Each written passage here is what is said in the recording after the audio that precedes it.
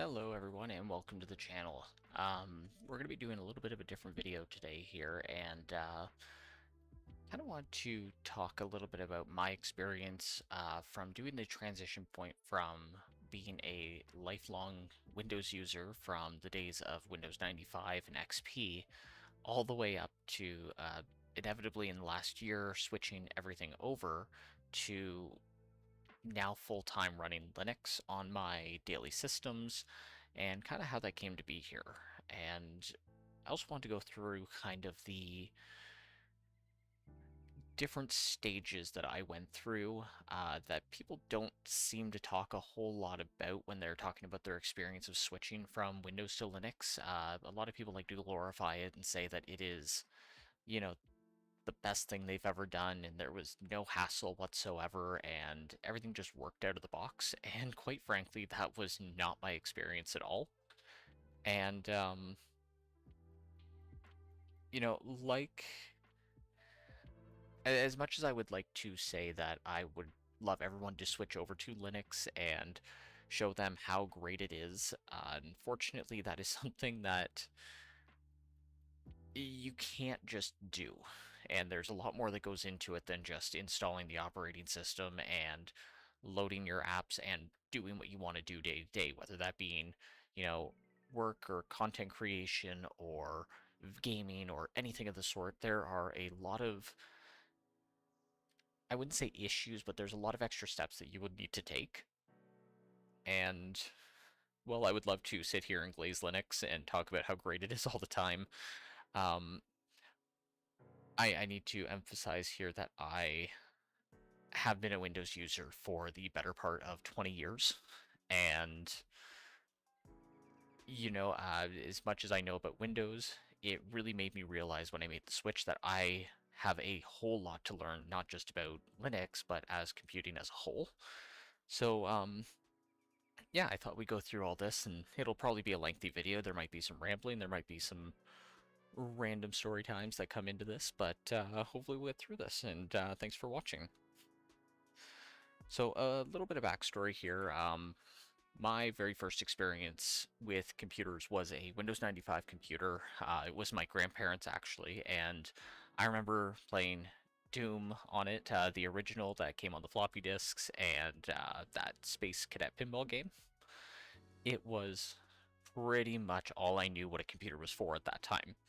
I think I was only like maybe 5 or 6 at the time. I probably shouldn't have been playing Doom, but whatever. People make bad decisions.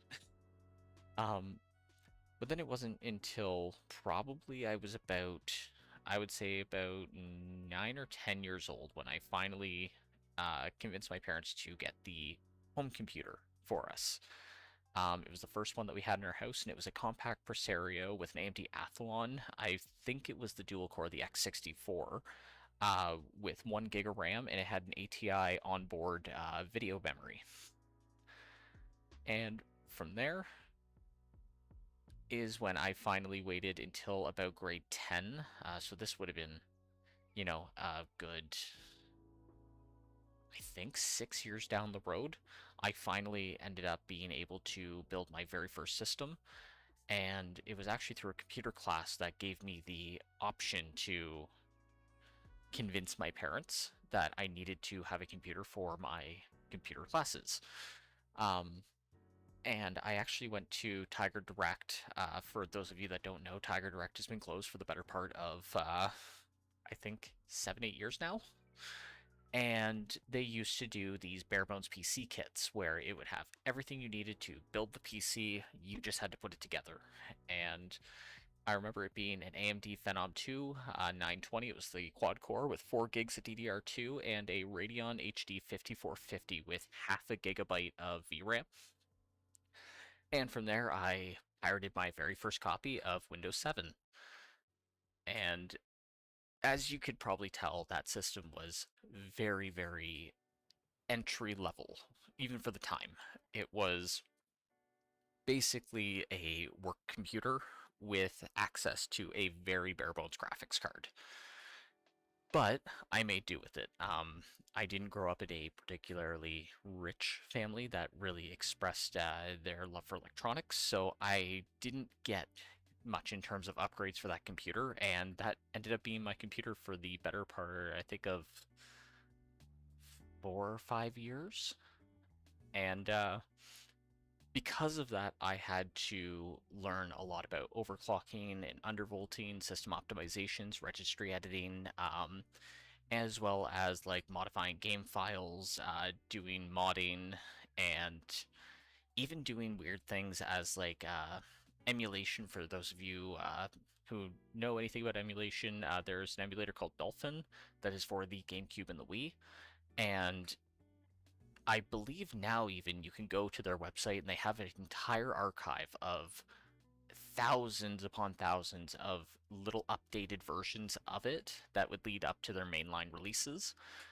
And some would have better performance, some would have worse performance. And at that time, I was trying to find the best optimized version of Dolphin emulator out of these thousands of different uploads to find the perfect version for running games like Xenoblade Chronicles, because I had a Wii, but I didn't have access to the game.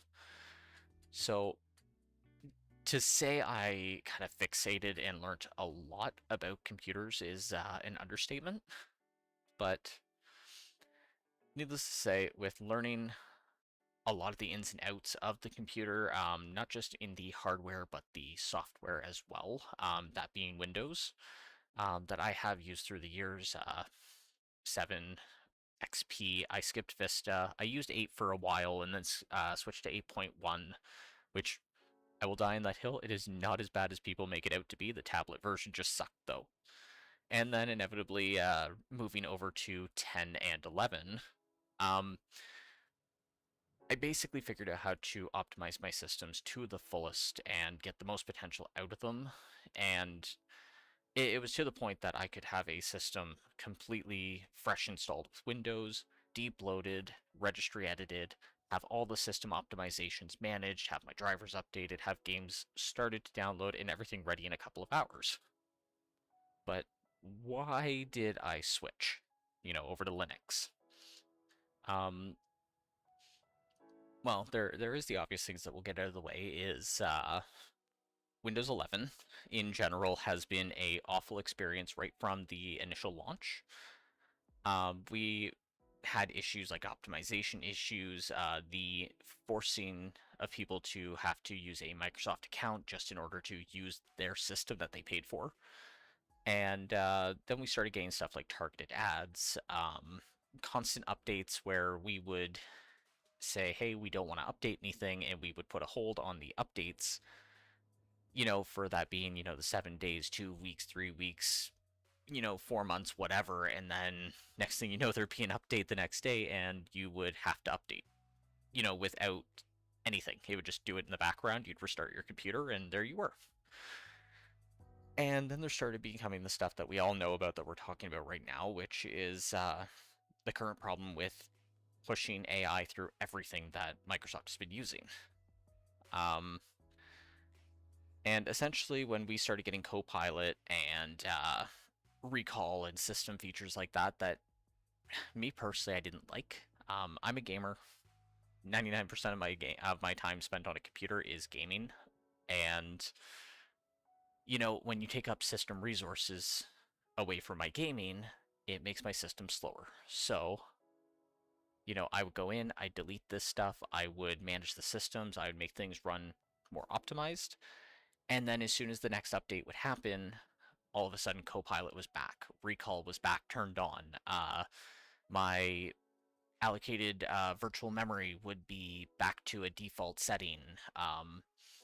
Just little things like that. My telemetry data would be being used again. I'd start having targeted ads again. It was just an awful experience overall, and I found that it was, about every 2, 3 months, I would start getting these slowdowns from these updates, and it would be, to the point where it was significant enough that I would have to go in and start figuring out what was wrong to fix it. And now that we have the Windows 11 update, where now Windows 10 has been completely discontinued, you can't get away from it now. So that has been my initial reason for the switch, but as we get further into this video, I might, talk about a little bit more of what has come of switching to Linux. But now a bit more of into the timeline here. In 2022, when the Steam Deck was released, I had gotten the original version, and I absolutely fell in love with it. I didn't actually realize that Linux could be used in a gaming sense to the capacity that it was. The fact that this little handheld computer was able to play games like The Witcher 3 and, you know, uh, all my classic Resident Evil games and Final Fantasies, and a big one for me was being able to play Final Fantasy 15 on the go. Even though it was, only 40 frames, it was still playing Final Fantasy 15 on the go. And that really opened my eyes to what Linux could be as a system. And from there, I ended up using my, my Steam Deck a lot more than I was my desktop. And by this point, I had a RTX 3080 Ryzen 9 3900X, 64 gigs of RAM, custom-built water-cooled PC. And I was using that on my 1440p ultra-wide curve monitor, and it was beautiful. I had an absolutely amazing system, and outside of doing sim racing with my virtual reality and my sim rig, I spent most of my time on the Steam Deck. And with that, I started to learn a little bit about, sudo commands and doing little optimizations to Linux. And keep in mind, I'm still fairly new to it, especially at this point. I knew of Linux, but I never really did anything with it, um, outside of just tinkered and then gone back to Windows. But the way that SteamOS was set up was incredible. It was absolutely perfect. Everything worked out of the box, and if things didn't work, they were addressed really quickly, and the issue would be fixed, and a patch would be put out, within days. And again, that's what really made me think, maybe I want to make the switch to Linux here, because everything I do stays, every update fixes something instead of breaking something, and things just work for the most part. And then in 2023, I ended up getting the Steam Deck OLED, which was just a extra little cherry on top to what the Steam Deck and SteamOS already was as a system and as an operating system.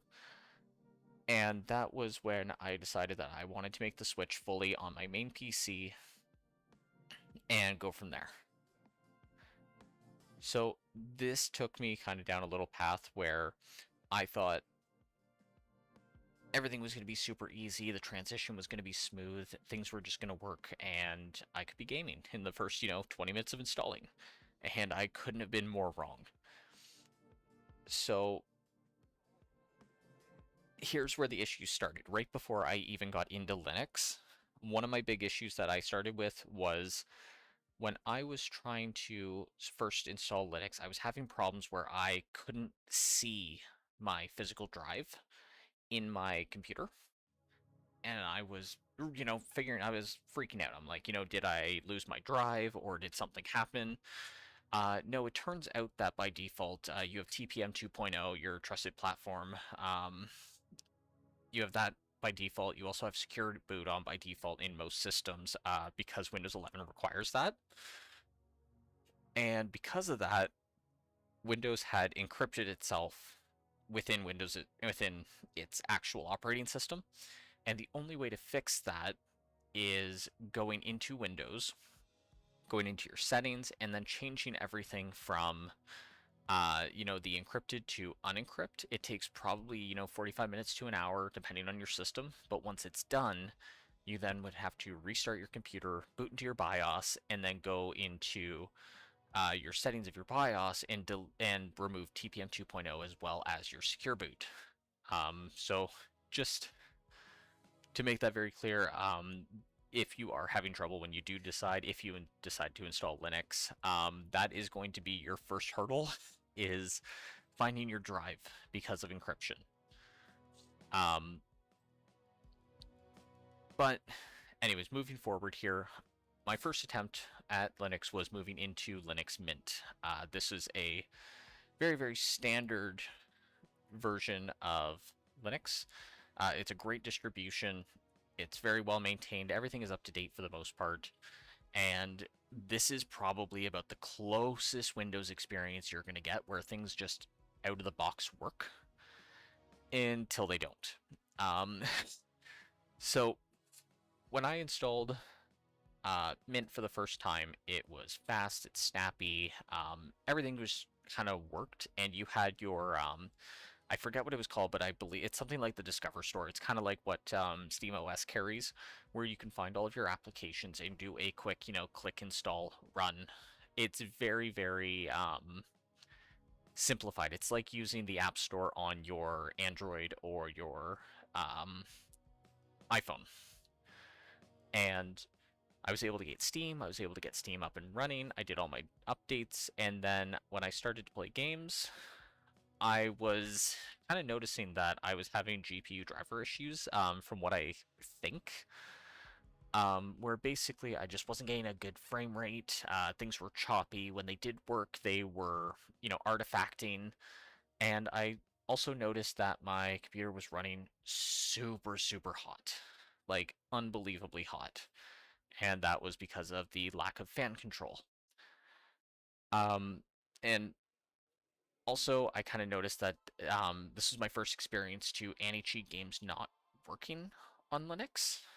And at that time, I was playing a lot of Fortnite, a lot of Apex Legends. I was playing Overwatch, which I understand it does run under Linux, but it just didn't perform well. A lot of it was the shader caching issues and problems like that, as well as having to use stuff like bottles and what is that other one here? Lutris. Basically compatibility layers to get the games running. And I didn't know a whole lot about it. I didn't understand it. And with this limited understanding of Linux in general, I kind of just gave up because I understood that you had to use the terminal for certain things, but I just couldn't wrap my head around it. I had been using Windows for so long and got so comfortable with feeling smart around a computer and feeling like I can navigate everything, that it was, quite disheartening, really. I overestimated my capabilities, and that led to me inevitably uninstalling uh, Linux Mint and going back to Windows.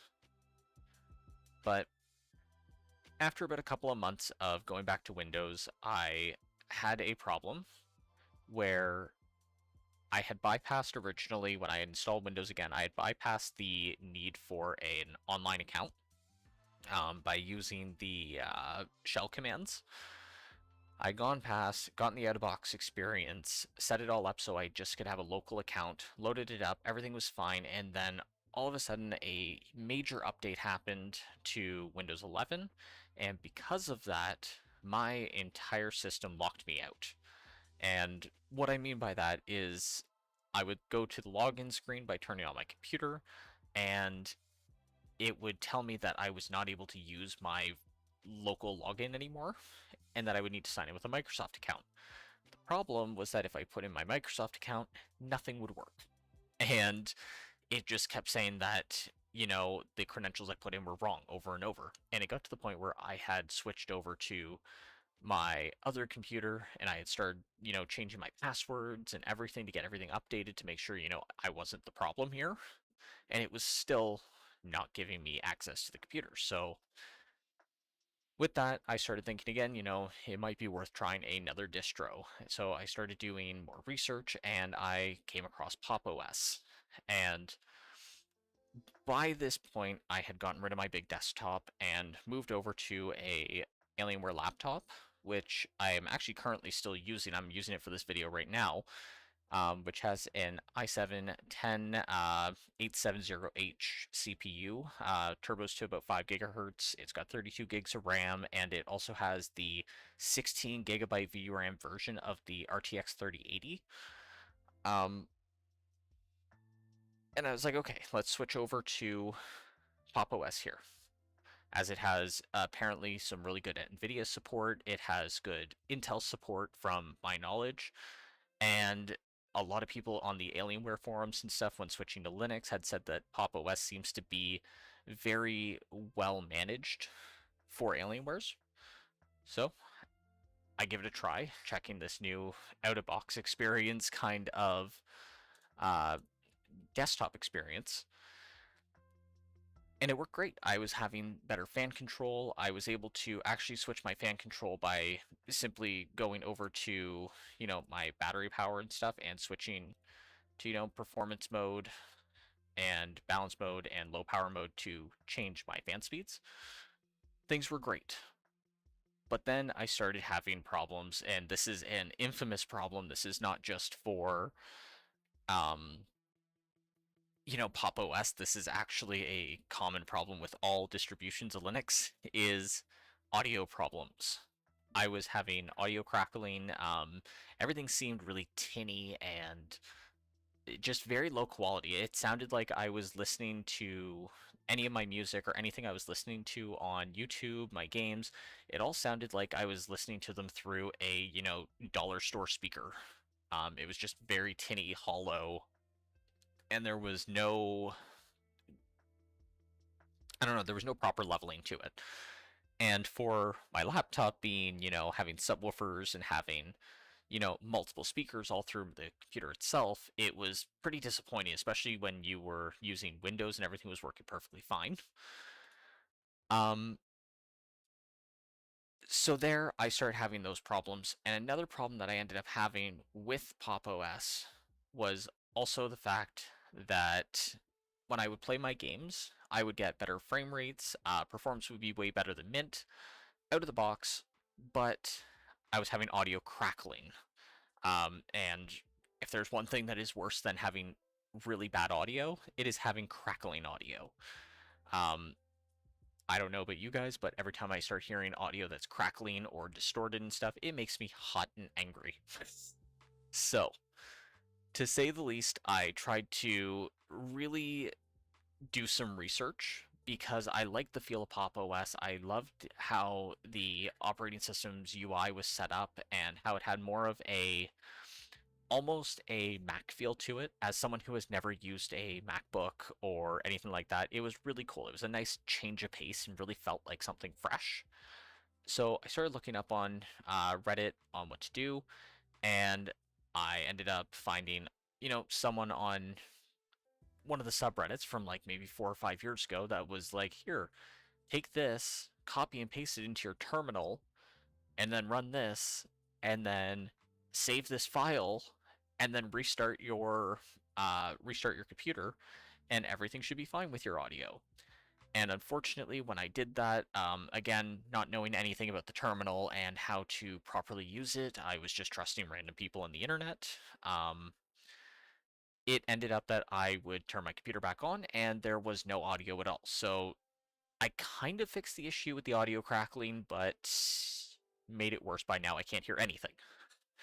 And at this point, I was at another roadblock because, this was supposed to be another distribution that was perfectly fine to use out of the box. There were no problems. People on the Alienware forums were like, this is fantastic. This is the way to go.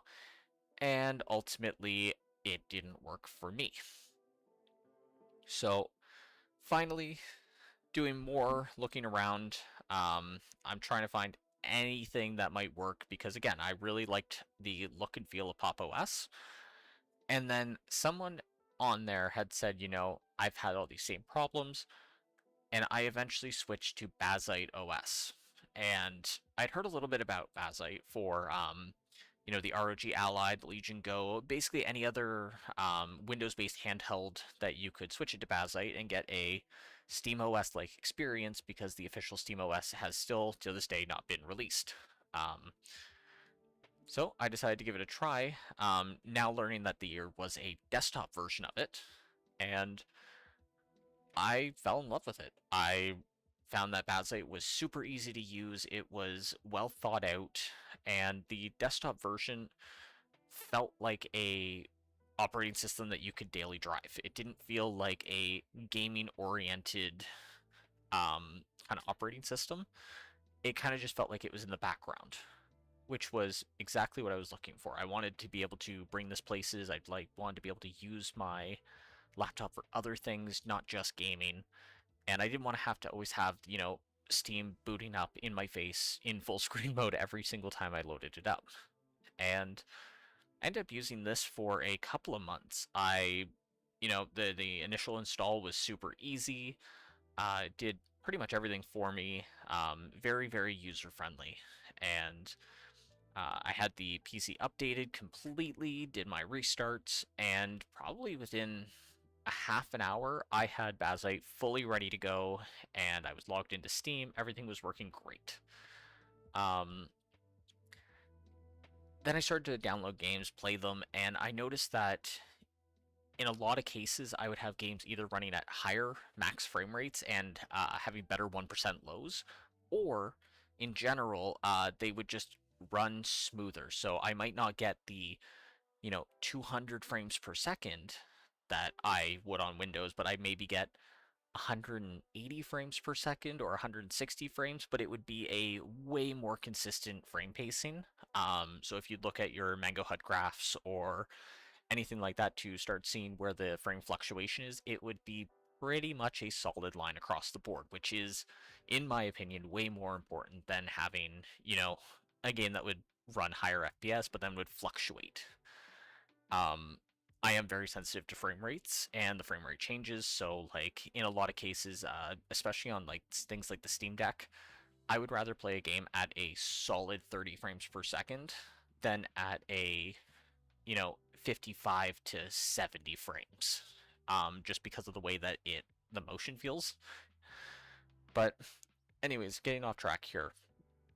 After using it for a couple of months, I was really, really loving Bazite, but I started to feel like something was off about it. I don't mean off as in like something sketchy, but the principle of Linux was more to be open, to explore, and to do things kind of without limitations. And Bazite, well, it was really, really good and it got me into understanding a lot of the basics of Linux and it made the experience really enjoyable. A lot of it was locked down because it is an immutable distro, meaning that all of its like important files that if you mess up or like screw up with, it will completely brick itself. All of those files are locked down. They are made as a read-only administrator, and you can't access them without doing some wild configurations and like playing a lot with the terminal and doing things that are pretty much specific to Bazite, not just Linux. You wouldn't have this issue if you were using Arch or if you were using you know uh, Mint or even Pop OS. This was like a very specific using the UJust commands and then using the OS trees and stuff. And it became kind of frustrating because any change that I wanted to do, like if there were special changes that I wanted to make, I would have to go through 20 different steps before I could get to the initial part that I was trying to get to. And it kind of made me feel locked down. And I can see that for a lot of people, using Bazite would be a great one and done solution that you'll never have to move from. This would be perfect for people that aren't, particularly tech savvy or that don't want to learn. They just want to load up their games, play them, and call it a day. But I do like to tinker a lot, so I decided that it was time to find a different operating system and, you know, something that I can customize, something that I can work on, something that, if there were issues that were going on, I could find a way to fix them. There was a lot of resources, and that is when I went through the lot of Reddit posts and found CachyOS. And this is actually currently what I am using. I have used this for probably about 7 or 8 months. I have been using CachyOS now, full time. And what this is an Arch-based distro, just like how SteamOS is based on Arch. This is exactly the same, but it uses a whole bunch of performance enhancements and optimizations. I believe there's something called is it Clear or Clean Linux? I can't remember, but is basically what uses a lot of optimizations for Intel processors and stuff like that. It was discontinued, and CachyOS basically filled in that gap where there's a lot of those optimizations. There's a lot of extra things that work that just are tweaked for performance in gaming specifically. And again, I already knew a bit of Arch from the Steam Deck and from what I was using, and I decided that this was going to be what I was going to go for. The only reason I didn't do Arch in the first place was, as most of you will probably see if you're switching or have, been on forums about Linux, is Arch is like the end goal. That is where you want to be, but it's scary because you got to build it. You have to build it from the terminal, and a lot of people are thrown off by that. And with me being so new to it and knowing basically nothing, I had nuked my system multiple times using Linux.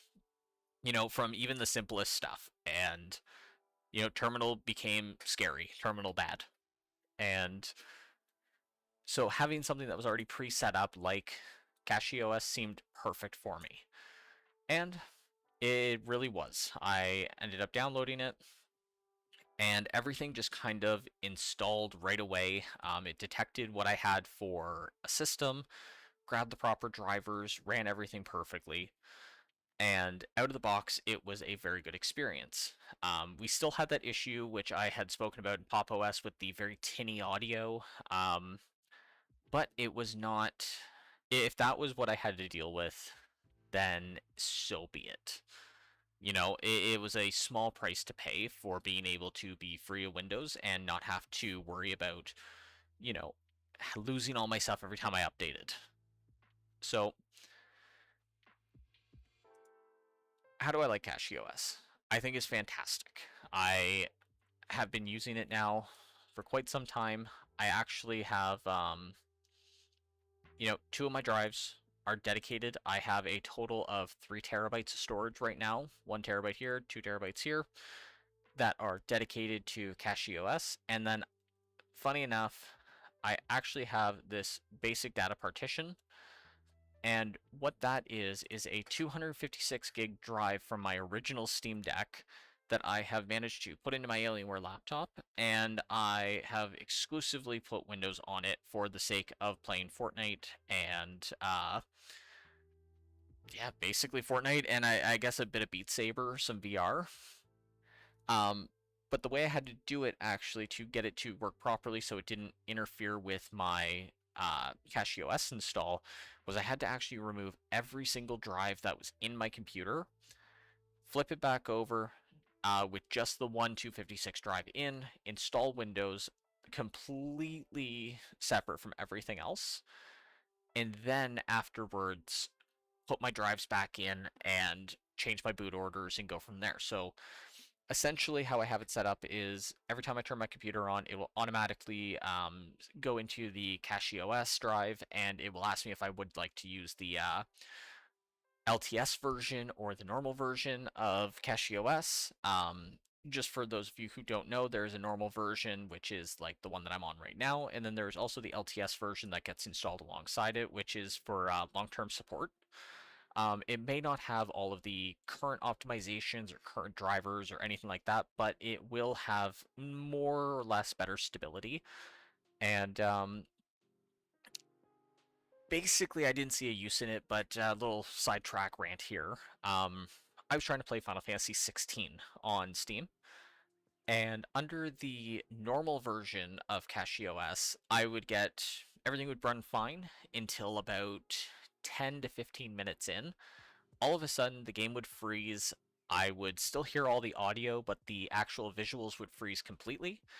Then the screen would go gray, like a complete grayscale, and it would lock up my entire computer, and the only way to fix it was to hard reset by holding the power button, which I really don't like to do.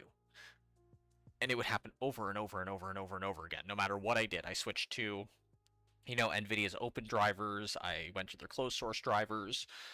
I ended up, rolling back stuff. I ended up, doing a whole bunch of weird things like switching, certain plugins and stuff, certain packages. Nothing was working. Switched to the LTS version, and all of a sudden everything was running perfectly fine. There was no problems whatsoever, and I was able to get through a good like 20 something hours of Final Fantasy 16. It was fantastic. So just to keep that in mind, if things kind of fail on the normal side of CachyOS, if you decide to install it, try the LTS version. It might not work for you for anything, like everything, if there's a problem, but I found that in my certain cases, it worked perfect. Anyways, back to it. I have that opens up, and if I want to go to the Windows side of everything, I would actually have to, on startup, press F12 to enter my bootloader, and specifically choose Windows, or it acts like it doesn't exist. Now, all of that out of the way, there is something that I have noticed over the last little bit of, getting into Linux and exploring it and, getting comfortable enough to move into the full-time usage. It has been that there is a difference between using and understanding Linux.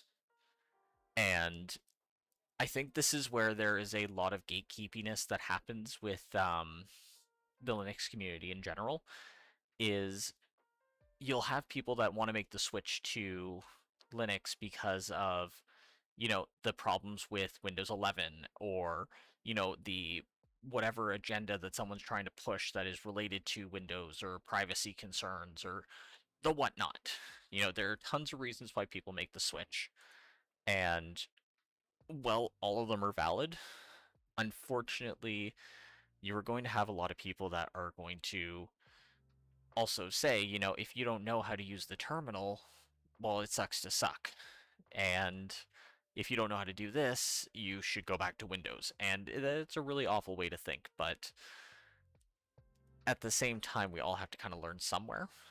And when it came to me personally with learning all of this stuff, it started with kind of wanting to get things up and running.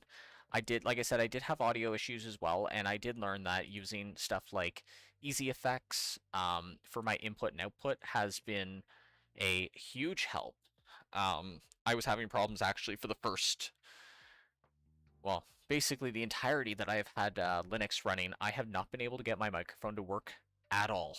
Like up until yesterday, um, I was having such a big problem with it that I would be getting frustrated. I wouldn't be able to play multiplayer games with people unless I was using Discord on my phone. And it made for a lot of games like Phasmophobia and all those fun little, play with friends slot games. It would make them very hard to play because a lot of them relied on the mechanics of owning a microphone. So, I had just figured out how to fix that. But it was little things like that that made me start to understand how to use the terminal, and learn that it's not a bad thing. It's actually a brilliant thing. And now I use it for everything, like right down to opening Steam or opening up programs. I mean, installing basically everything needs to be done through the terminal with Arch. I believe there is another way to do it. I just haven't learned it. I'm still getting there, but a lot of this is going to be stuff that you are going to struggle with at first, but you can definitely do stuff like what I do here, where it's documents. I have entire documentation for what I have done by doing trial and error and figuring out what works and what doesn't. So, like, for instance, here, um, undervolting commands. This right here is a whole set of commands that I have done for setting up undervolt controls. This would be by using a actual program first, installing it. It is all done through the terminal. It's just called undervolt, and essentially I can read my undervolt controls. I can change my undervolts temporarily. I can also go and change my whole entire services to permanently have stuff, change my temperatures, my maximum temperatures and stuff. And like, as you can see, we'll just do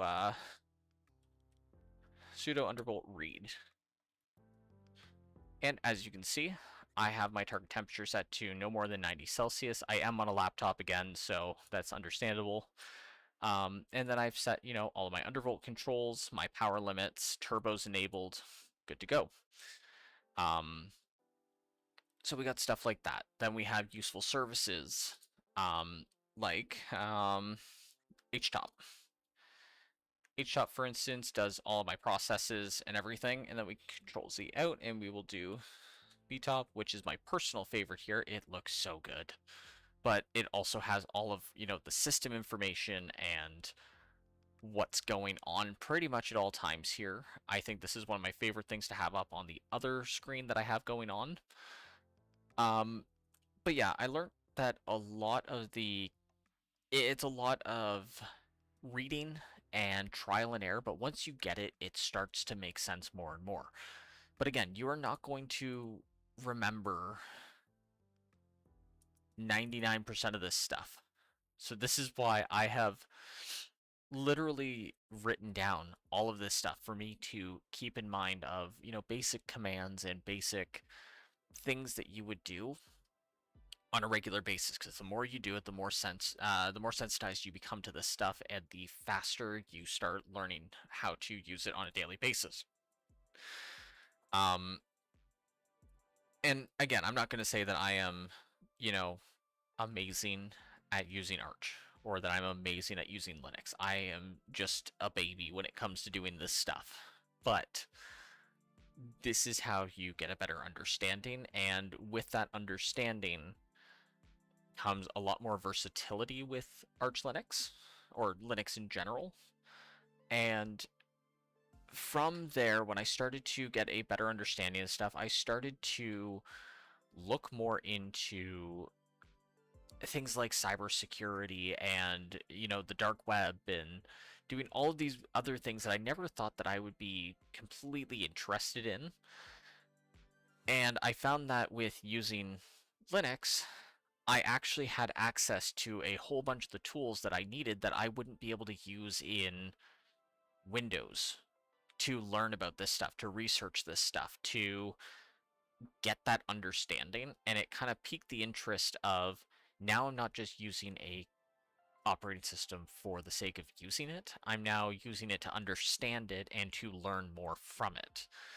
And from there, I've now gotten to the point where I'm, taking cybersecurity courses to change my entire career. And, you know, I'm learning about the precautions of security and safety and internet vulnerabilities. And it's been a wild ride overall.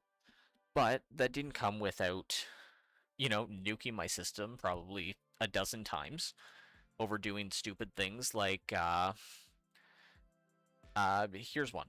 There was a problem that I had where my computer screen from basically here all the way down, including on my actual tray. The problem that I would have is if I didn't have my computer screen at full brightness, I would get massive flickering and issues. And it was actually because of a Intel. Um, it was like a dynamic refresh rate. It's not available actually under Linux. I can't access it because it is kind of a Windows exclusive feature. And what it was doing was it was trying to lower my refresh rate down to like 1 hertz when nothing was going on. There was nothing moving. There was nothing active on the screen. And then when I moved my mouse, it would move back up to 144, and then it would go back down again. And this would cause some massive flickering issues and whatever.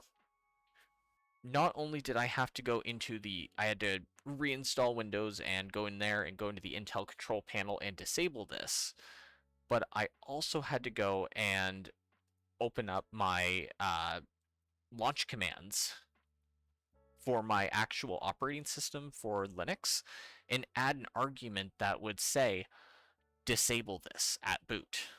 And, it's pretty nerve wracking to do, because when you mess something up like this, you add one wrong command, all of a sudden your computer stops booting. And now you have to go and launch it in a you have to go into a live test environment by getting your copy of CachyOS or whatever operating system you're using, plug it into your computer, and run it through like you're doing a fresh install to get access to your drive again and start fresh. But this is like, there's little issues like this. It's a lot of trial and error, and it will be frustrating, but it was all worth it in the end, and it has completely changed my mind on Linux here and given me a whole fresh perspective on what I can learn. And yeah, that was basically where I am now. Is I'm still learning, I'm still working on this.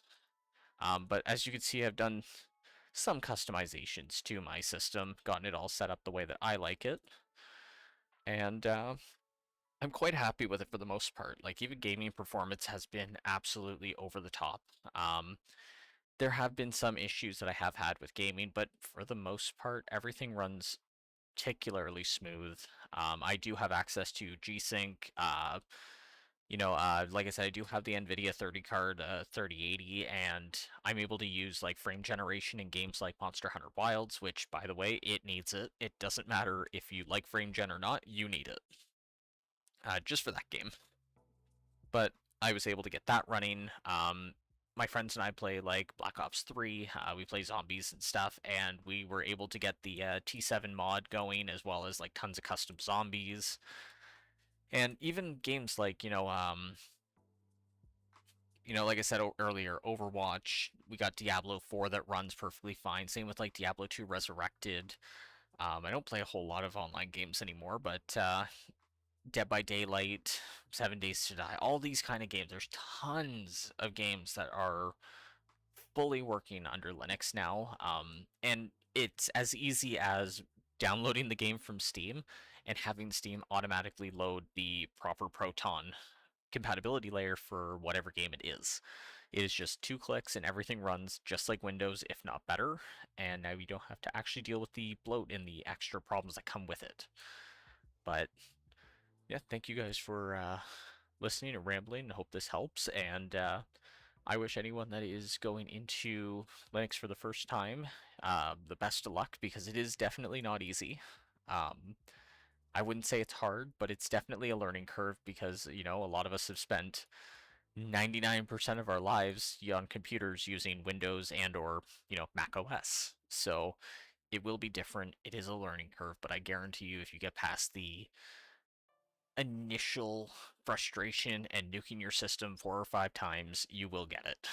But yeah, thanks everyone, and feel free if there's any questions anyone has that I might be able to help with. Feel free, and I will try to answer as much as I can. Again, I'm no professional, but definitely have a decent understanding. So, thanks everyone, and have a good one.